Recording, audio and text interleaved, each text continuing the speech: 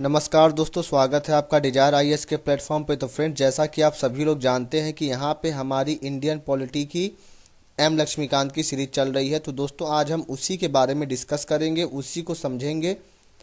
तो देखिए, इससे पहले मैं आपको बता दूं कि मेरे कई ढेर सारे प्रीवियस लेक्चर भी आ चुके हैं। तो अगर आप चाहते हैं उन लेक्चर को भी देखना तो आप देख सकते हैं, जिससे कि आपके बेस अच्छे से मजबूत हो जाए। और यहाँ पे जो डिस्कशन होता है वो वर्ड टू वर्ड लक्ष्मीकांत के सभी के सभी जो भी चीज़ें उसमें लिखी हुई हैं, एक एक वर्ड को मैं यहाँ पे डिस्कस करता हूँ। तो दोस्तों, आज जिस टॉपिक को मैं डिस्कस करूँगा वो टॉपिक है चैप्टर नंबर 22, और उस चैप्टर का नाम है कैबिनेट कमिटीज।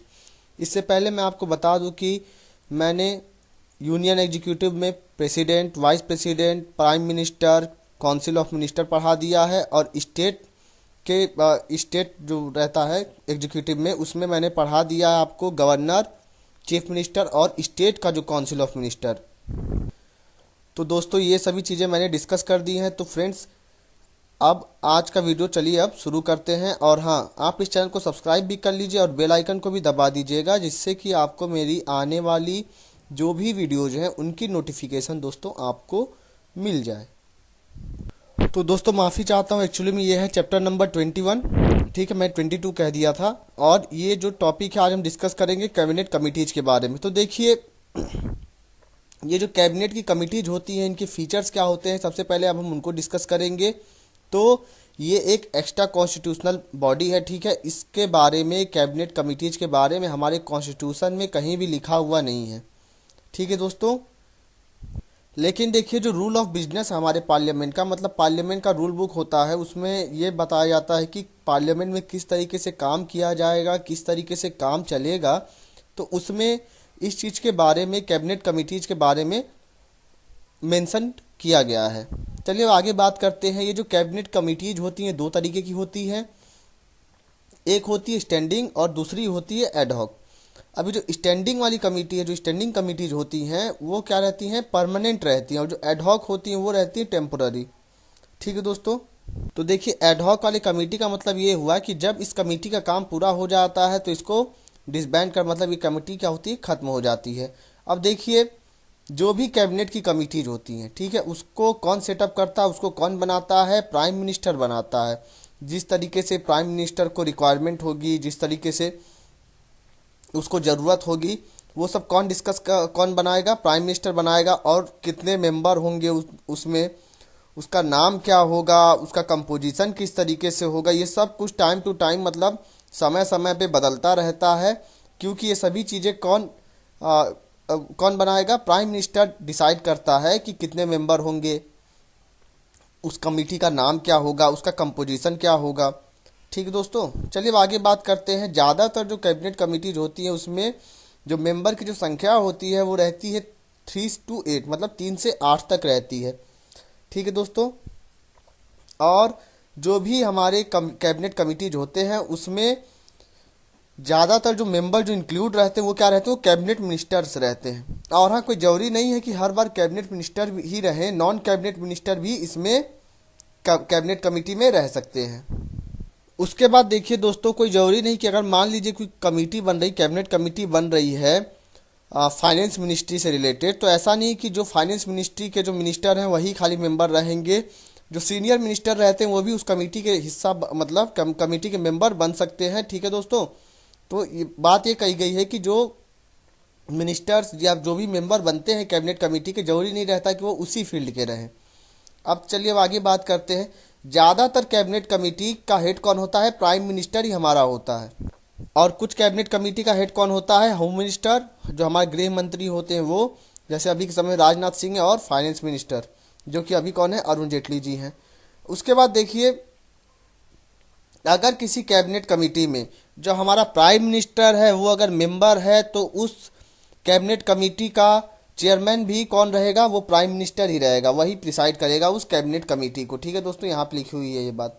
चलिए अब आगे बात करते हैं और आगे क्या लिखा हुआ है। तो देखिए दोस्तों, जो कैबिनेट की कमेटी रहती है, सिर्फ और सिर्फ प्रपोजल को इशू या फॉर्मुलेट ही नहीं करती हैं, इसको जो है कैबिनेट कमेटी अपना डिसीजन भी ले सकती है। लेकिन जो कैबिनेट कमेटी का जो डिसीजन जो होता है, जो उनके द्वारा जो डिसीजन जो लिया जाता है कैबिनेट कमेटी द्वारा, उस डिसीजन को रिव्यू कौन करता है, मतलब दोबारा चेक कौन करता है उसको, कैबिनेट, ठीक है, जो हमारा कैबिनेट मिनिस्ट्री जो रहते हैं वो लोग इसके डिसीजन को, कैबिनेट कमेटी के डिसीजन को रिव्यू भी कर सकते हैं, मतलब चेक भी कर सकते हैं। अब देखिए अब यहाँ पे, अब देखिए दोस्तों, ये जो कैबिनेट कमेटी बनाई जाती है, क्यों बनाई जाती है, ये इस तरीके का ऑर्गेनाइजेशनल डिवाइस है। मतलब ये एक तरीके का डिवाइस है जो क्या करता है, कम करता है। क्या कम करता है? जो वर्कलोड होता है हमारे कैबिनेट मिनिस्टर पे, उनके वर्कलोड को ये रिड्यूस करता है, उनके वर्कलोड को कम करता है दोस्तों। और ये किसके ऊपर बेस रहता है? ये बेस्ड है principle of division of labour and effective delegation. इसका मतलब क्या हुआ कि ये जो है, ये जो बेस जो है इसका, कैबिनेट कमेटी का, कि जो काम, जो लेबर जो किया जा रहा है, जो काम जो किया जाए, जो मेहनत जो लग रही है, वो उसका क्या हो, उसका डिवीजन किया जाए, ठीक है, जिससे कि काम आसानी से हो सके। मान लीजिए अगर कोई काम एक ही आदमी के ऊपर करना, एक ही आदमी को, अगर मान लीजिए कोई एक काम है, ठीक है, उसको एक ही आदमी को करना है, और वही उसी काम को 100 लोग मिल के करें तो काम काफ़ी आसानी से हो जाएगा, इसलिए, ठीक है। उसके बाद देखिए, जो हमारी जो कैबिनेट कमेटी रहती है, ये कोई भी पॉलिसी जो रहता है उसको, उसका इन डेप्थ एनालिसिस भी करता है। कौन? हमारी कैबिनेट कमेटी।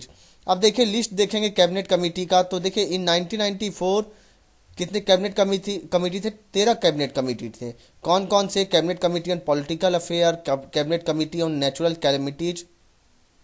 अब देखिए इनके जो नाम है, नाम से आपको समझ में आ जा रहा होगा कि ये कैबिनेट कमेटी किसके लिए है, तो उसको एक्सप्लेन मैं नहीं करूंगा, वैसे थोड़ा बहुत बता दूंगा जहाँ पे आपको डाउट लगेगा। जैसे जो ये वाली कमेटी, पहली वाली, ये किसके लिए है? पॉलिटिकल अफेयर को देखती थी। और जो दूसरी वाली ये देखती थी नेचुरल, मतलब मान ली कहीं पे कोई डिजास्टर आ जाए तो उसको देखती थी।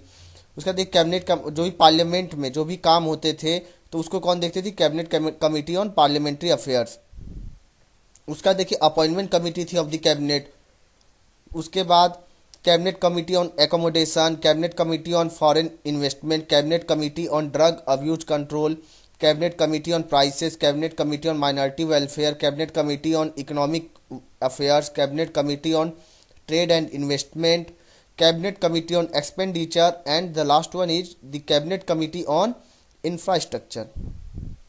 ठीक दोस्तों, तो देखिए 1994 में इनकी संख्या 13 थी। उसका देखिए 2013 में इनकी संख्या कितनी रह गई थी? 10।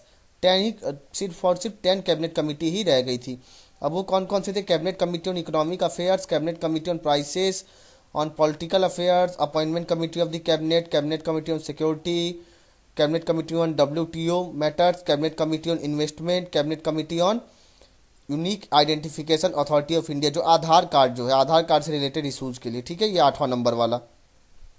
और कौन सी कमेटी थी? Cabinet committee on parliamentary affairs, cabinet committee on accommodation.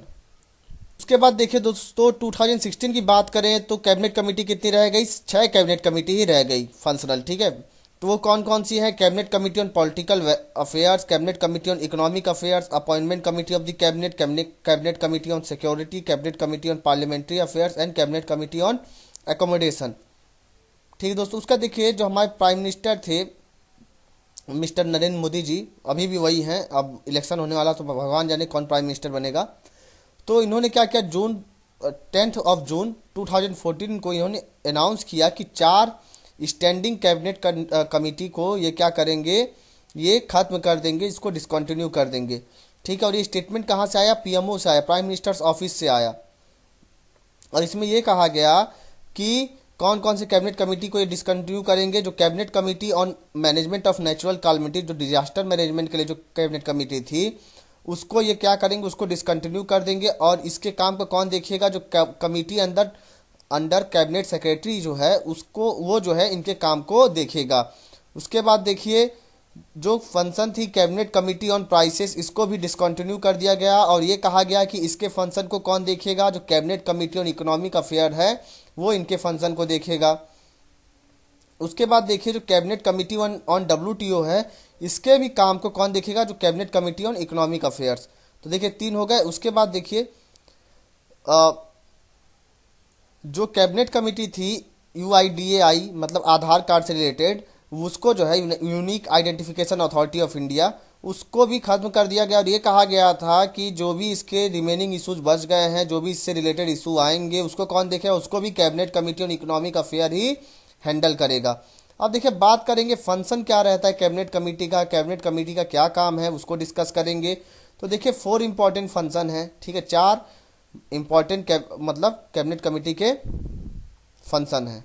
तो देखिए जो cabinet committee on political affairs committee है वो क्या काम करती है, वो जो भी पॉलिसी मैटर होते हैं चाहे वो डोमेस्टिक या फिर फॉरेन अफेयर से रिलेटेड हो उसको कौन देखता है, पॉलिटिकल अफेयर कमेटी।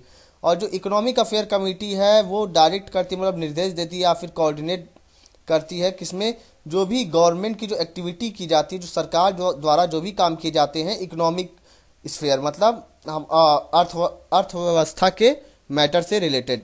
उसके बाद देखिए जो भी अपॉइंटमेंट कमेटी रहती है ये क्या करती है, डिसाइड करती है कि जो भी हाई लेवल अपॉइंटमेंट है जैसे कि central secretariat, public enterprises, bank and financial institution, इन इसमें किसका अपॉइंटमेंट किया जाएगा इसको कौन देखता है, अपॉइंटमेंट कमेटी।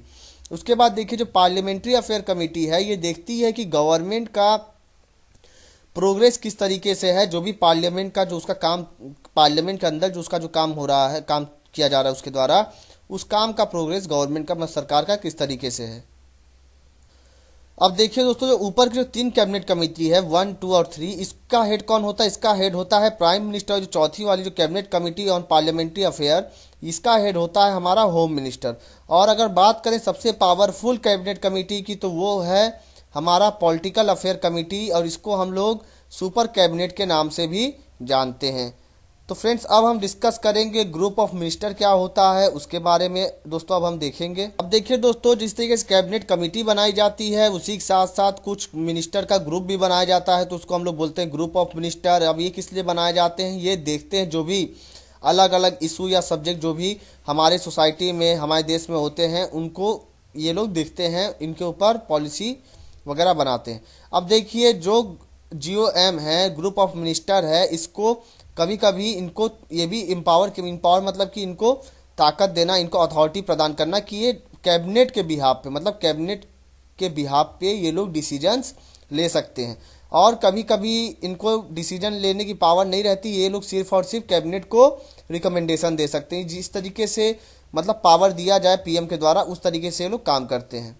ठीक है दोस्तों।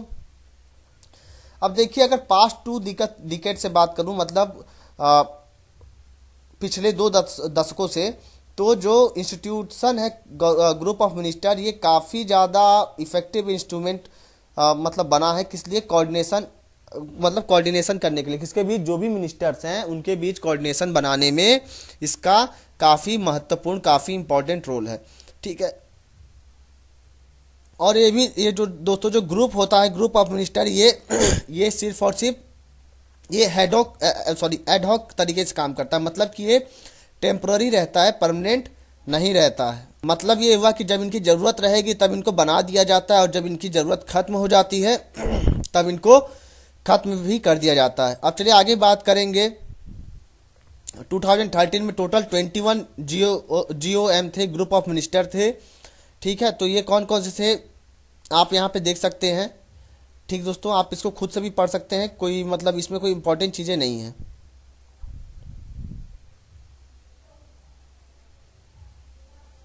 और देखिए मैं इसको धीरे धीरे इसलिए स्क्रॉल कर रहा हूँ जिससे कि आप वीडियो को रोक के खुद से पढ़ लें, क्योंकि एक कमेंट आया था कि आप धीरे धीरे स्क्रॉल किया करें जिससे कि जो चीज़ें उतनी इंपॉर्टेंट ना हो, सिर्फ और सिर्फ नज़र से निकालनी हो, तो उसको हम यहीं पे पढ़ सकें। उसके बाद देखिए दोस्तों 2013 में 6 एम्पावर्ड ग्रुप ऑफ मिनिस्टर। अब देखिए यहाँ पे एक तो आ गया आपका ग्रुप ऑफ मिनिस्टर, आप देख रहे हैं GOM, और यहाँ पे है EGOM। इसका मतलब क्या हुआ, EGOM मतलब एम्पावर्ड ग्रुप ऑफ मिनिस्टर का मतलब ये हो गया कि इनके पास पावर है कि ये जो है डिसीजन ले सकते हैं। ठीक है दोस्तों। और जो खाली ग्रुप ऑफ मिनिस्टर होते हैं उनके पास सिर्फ और सिर्फ वो खाली रिकमेंडेशन दे सकते हैं कैबिनेट को, लेकिन जो एम्पावर्ड ग्रुप ऑफ मिनिस्टर होते हैं इनके पास पावर होती है कि ये लोग कैबिनेट के बिहाफ पे अपना डिसीजन ले सकते हैं। दोस्तों कौन कौन से हैं, तो सबसे पहला EGOM to decide the price band and final price of sale of shares held by government of India in all central PSU public sector enterprises. उसके बाद देखिए एक और EGOM है, किस लिए जो गैस की जो प्राइसिंग होती है या जो भी कमर्शियल यूटिलाइजेशन होते हैं गैस के, उसके लिए है। उसके बाद एक और EGOM है अल्ट्रा मेगा पावर प्रोजेक्ट को देखने के लिए। उसके बाद एक EGOM है मास रैपिड ट्रांजिट सिस्टम को देखने के लिए। एक और EGOM है vacation of spectrum and auction of 3G spectrum and to look into the grant of license and allocation of spectrum in 2G band in 22 service area. मतलब ये किससे काम करता था, ये जो कम्युनिकेशन वाला सेक्टर है हमारा, जहाँ पे हम जो 2G, आपको पता भी होगा 2G घोटाला हुआ था, बहुत बड़ा घोटाला हुआ था, तो वो सब भी उसके लिए जो भी लाइसेंस वगैरह जो देनी रहे, ठीक है, उस सब को कौन देखता है, EGOM, ये वाला, ठीक है, 5वां नंबर वाला। चलिए अब आगे देखते हैं, जो छठा है वो कौन सा कैबिनेट कमिटी मतलब ग्रुप ऑफ मिनिस्टर है, ये इम्पावर्ड ग्रुप ऑफ मिनिस्टर, जो किसको देखता है, ड्रॉट को, मतलब जब कहीं पे सूखा पड़ जाए उसको देखता है ये। अब देखिए दोस्तों, हमारा सेकंड एडमिनिस्ट्रेटिव रिफॉर्म कमीशन आया, सेकंड ARC रिपोर्ट आती है 2005 से 2009 के बीच में। तो इसने कुछ ऑब्जर्वेशन और कुछ रिकमेंडेशन दिए क्या कि किस तरीके से जो ग्रुप ऑफ मिनिस्टर है उनके काम किस तरीके से होने चाहिए। ठीक है दोस्तों, तो चलिए अब इनके क्या क्या रिकमेंडेशन थे, अब हम उन सभी चीज़ों को देखेंगे, समझेंगे। तो देखिए दोस्तों, सबसे पहले कमीशन ने ये बोला कि जो आप बहुत ज़्यादा कैबिनेट कमेटी बना दे रहे हैं, इससे क्या हो रहा है कि जो group of minister, sorry cabinet committee नहीं, सॉरी, कमीशन ने ये देखा कि जो आप बहुत ज़्यादा ग्रुप ऑफ मिनिस्टर GOM जो बना दे रहे हैं कई ढेर सारे, इससे क्या हो रहा है कि ज़्यादातर जो ग्रुप ऑफ मिनिस्टर हैं वो मतलब रोज मिल नहीं पाते हैं, मतलब वो मिली रोज क्या कभी मतलब मिल ही नहीं पाते हैं वो एक दूसरे से। जब एक दूसरे से मिल ही नहीं पाएंगे तो उन अपना काम भी कैसे अच्छे से कंप्लीट कर पाएंगे, ये बात कही गई। दूसरी बात क्या कही गई कि अगर हम जो ये ग्रुप ऑफ मिनिस्टर है, अगर हम इसका सेलेक्टिव यूज करेंगे, इसको अपने दिमाग से मतलब अच्छे से यूज करेंगे, तो ये जो है काफ़ी ज़्यादा हेल्पफुल हो सकता है हमारे लिए, और ये काफ़ी अच्छे से जो भी हमारे मिनिस्टर हैं उनके अंदर उनके बीच में कोऑर्डिनेशन ला सकता है। उसके बाद देखिए ये कहा गया, कमीशन ने रिकमेंडेशन दी कि आपके जो भी एग्जिस्टिंग कोऑर्डिनेशन मैकेनिज्म है, किसके, ग्रुप ऑफ मिनिस्टर के, कोऑर्डिनेशन मतलब समझते हैं जिससे कि एक दूसरे से कनेक्ट होना, तो वही जो भी मिनिस्टर एक दूसरे से कनेक्ट होते हैं यहाँ पे, मतलब अपनी बातों को रखते हैं सामने कि किस तरीके से काम को किया जाए, दूसरे अब एक दूसरे के विचारों पे विचार विमर्श करते हैं, मतलब बातचीत करते हैं। ठीक है, तो इससे क्या होगा, इससे ज़्यादा इफेक्टिव तरीके से हम ग्रुप ऑफ मिनिस्टर का यूटिलाइजेशन कर पाएंगे और ये हमारे काफ़ी काम आ सकेंगे तब। और अगर हम इनका टाइम लिमिट भी अगर रख दें, मतलब एक टाइम लिमिट रख दें कि हाँ इतने दिन में आपको ये काम करके देना है, तो ये काफ़ी ज़्यादा हेल्पफुल भी होगा। अब देखिए एबोलिशन मतलब क्यों हटाया जाता है ग्रुप ऑफ मिनिस्टर और EGOM को। तो देखिए नरेंद्र मोदी जी की गवर्नमेंट बनी मई 31, मतलब इन्होंने अनाउंस किया नरेंद्र मोदी जी ने कि मई 31 2014 में कि ये जो भी ग्रुप ऑफ मिनिस्टर हैं और जितने भी इम्पावर्ड ग्रुप ऑफ मिनिस्टर हैं इन सब का एबॉलिशन कर देंगे, इन सब को खत्म कर देंगे, जिससे कि ज़्यादा ग्रेटर अकाउंटेबिलिटी और एम्पावरमेंट आ सके। तो देखिए जो 9 EGOM और 21 GOM जो कि UPA के गवर्नमेंट के द्वारा बनाए गए थे, जैसे कि करप्शन के लिए, इंटर स्टेट वाटर डिस्प्यूट के लिए, एडमिनिस्ट्रेटिव रिफॉर्म के लिए, गैस टेलीकॉम प्राइसिंग, ठीक है, तो इन सबको क्या किया गया इन सबको ख़त्म किया गया। उसके बाद देखिए, उसके बाद जो UPA 2 की गवर्नमेंट बनी थी उसमें 27 GOM बने थे और 24 EGOM समझ रहे हैं, इम्पावर्ड ग्रुप ऑफ मिनिस्टर, मतलब जो लोग जिनके पास डिसीजन लेने की पावर होती है on the behalf of cabinet, और GOM के पास सिर्फ और सिर्फ खाली रिकमेंडेशन ही दे सकते हैं ग्रुप ऑफ मिनिस्टर जो रहते हैं। तो जो किसके लिए थे, और इसके ज़्यादातर जो हेड थे वो कौन थे, AK एंटोनी ही थे जो कि डिफेंस मिनिस्टर थे उस टाइम। मतलब जो ये जो EGOM है 24, इसमें से ज़्यादातर के हेड कौन थे, AK एंटोनी जी थे जो कि डिफेंस मिनिस्टर थे। अब देखिए क्या होता है कि एक प्रेस स्टेटमेंट इशू होता है PMO से, जिसमें ये कहा जाता है कि ये काफ़ी ज़्यादा बड़ा मूव लिया जा रहा है, ठीक है, जिससे हम क्या करेंगे, जो भी मिनिस्ट्री हैं और डिपार्टमेंट हैं उनको क्या करेंगे, एम्पावर करेंगे, उनको और ज़्यादा शक्ति प्रदान करेंगे, उनके पावर को बढ़ाएंगे, और जो भी पोर्टफोलियो, जो भी मिनिस्ट्री काउंसिल ऑफ मिनिस्टर को दी जाती है, और जो भी तो इसमें यह कहा गया कि जो भी इंपॉर्टेंट पॉलिसी मैटर रहेंगे वो वो उनके डोमेन में रहेंगे। ये किसने कहा, हमारे प्राइम मिनिस्टर ने कहा। अब चलिए इशू जो भी पेंडिंग रहते हैं EGOM और GOM के सामने, उसके बारे में हम डिस्कस करेंगे। तो जो भी इशू बच गए, मतलब इनका एबॉलिशन कर दिया गया नरेंद्र मोदी गवर्नमेंट के द्वारा। तो जो इशू बच गए ईजीओएम और जीओएम के, उसको अब कौन देखेगा? उसको जो भी पर्टिकुलर मिनिस्टर और मिनिस्ट्री और डिपार्टमेंट है वो खुद ही इस पे काम करेंगे। ठीक दोस्तों, इससे क्या होगा कि ये ज़्यादा ग्रेटर अकाउंटेबिलिटी लेके आएंगे और अपने डिसीजन मेकिंग प्रोसेस का भी, जो इनका डिसीजन लेने का जो प्रोसेस है वो भी जल्दी जल्दी हो सकेगा। ठीक दोस्तों, उसके बाद देखिए ये भी बात कही गई कि अगर कोई भी मिनिस्ट्री, उसको कोई डिफिकल्टी फेस होती है, मतलब उसको कोई दिक्कत लग रही, कोई कठिनाई लग रही है डिसीजन लेने में, तो कैबिनेट सेक्रेटरीट या फिर जो पीएमओ ऑफिस है वो इनको मदद करेगा डिसीजन मेकिंग प्रोसेस में। ठीक है दोस्तों, ये अनाउंसमेंट कब आया था? 2 दिन बाद, जब नरेंद्र मोदी जी ने अपना 10 पॉइंट एजेंडा दिया था, directed to the minister to prepare a list of issues that they will take up in the first, मतलब फर्स्ट 100 डेज में जो भी मिनिस्टर्स हैं वो अपने ऑफिस में क्या क्या काम करेंगे, उन्होंने ये कहा था कि आपको 10 पॉइंट एजेंडा देना है हर एक मिनिस्ट्री को। तो ये डिसीजन उसके 2 दिन बाद आया था। ठीक दोस्तों, अब देखिए जो फॉर्मर मिनिस्टर और जो कांग्रेस के स्पोक पर्सन है मनीष तिवारी जी, उन्होंने कहा कि जीओएम है और जो ईजीओएम है, इससे क्या होता था, इससे एक सिंगल विंडो, क्योंकि देखिए यहाँ पे कई ढेर सारे मिनिस्टर एक साथ कनेक्ट हो जाते थे तो एक सिंगल विंडो क्लियरेंस मिल जाता था। लेकिन जब ये जब रहेंगे ही नहीं तो क्या हो जाएगा, जो कोऑर्डिनेशन जो मिनिस्टर थे उनके बीच में जो बनी हुई थी वो टूट जाएगी। ये बात कही गई मनीष तिवारी जी के द्वारा। अब देखिए बात करेंगे इनफॉर्मल ग्रुप ऑफ मिनिस्टर क्या होते हैं, ये बनाए गए। तो अप्रैल 2015 में प्रपोजल सेंड किया गया किसको? पीएमओ ऑफिस को, कि इनको 16 इनफॉर्मल ग्रुप ऑफ मिनिस्टर बनाया जाएगा। तो अब इनफॉर्मल ग्रुप ऑफ मिनिस्टर क्या करेंगे? ये ज़्यादा डिस्कशन ना करते हुए जल्दी जल्दी जो भी प्रपोजल रहेगा, जो भी कंसेंट रहेगा, उसको पास करेंगे ये लोग। ठीक है दोस्तों, और जैसे कि अगर सिलेक्शन करना हो मेंबर का, किसके लिए? जो नेशनल कमीशन फॉर वुमेन है उसके लिए गाइडलाइन प्रोवाइड करेंगे। और साथ ही जो भी इंटरनेट गवर्नेंस है या फिर जो भी इनफॉर्मल ग्रुप ऑफ मिनिस्टर हैं, ये लोग किसके किसके लिए काम करेंगे? नेशनल कमीशन ऑफ वुमेन या फिर इंटरनेट गवर्नेंस पे गाइडलाइन प्रोवाइड करना हो तो उसके लिए ये लोग काम करेंगे। चलिए अब आगे बात करते हैं। तो आप देख रहे हैं कि यहाँ से जो पुराना गवर्नेंस का जो स्टाइल था वो धीरे धीरे बदलते हुए, ठीक है, मतलब जो हमारे ईजीओएम होते थे, जीओएम होते थे, वो सब धीरे धीरे खत्म होते गए।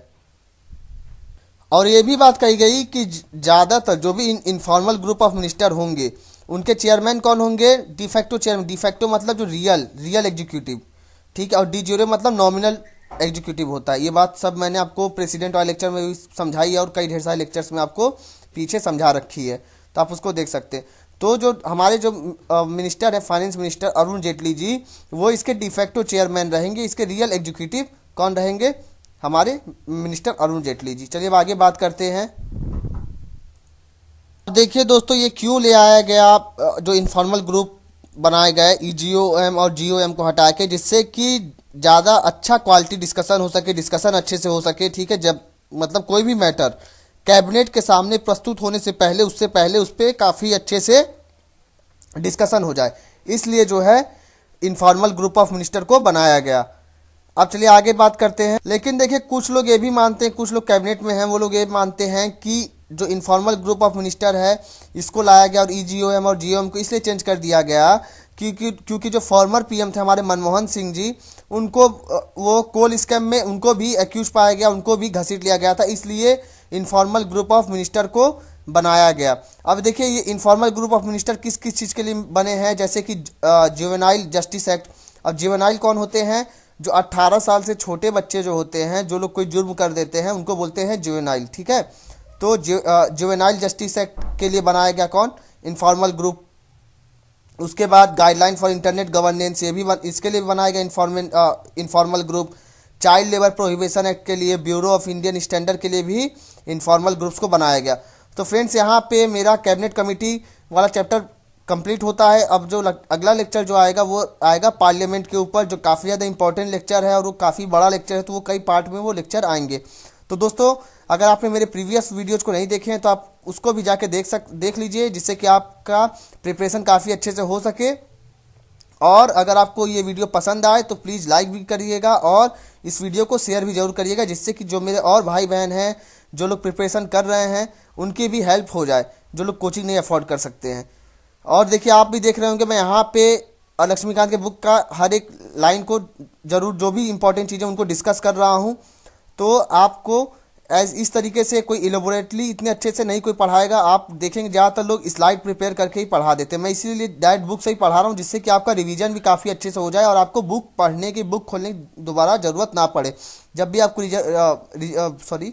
जब भी आपको रिवीजन करना हो तो आप क्या करें, आप तुरंत ही जो है इस लेक्चर, जो भी जिस भी टॉपिक का आपको रिवीजन करना है उस टॉपिक को खोलें और वीडियो को 2x पे लगा लें और अच्छे से देख लें।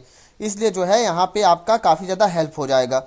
और आप इस चैनल को सब्सक्राइब भी कर लीजिए, जिससे कि आपको आगे आने वाली जो भी वीडियोज़ हैं उसकी नोटिफिकेशन आपको मिल जाए। तो friends, thanks for watching my video and God bless you all.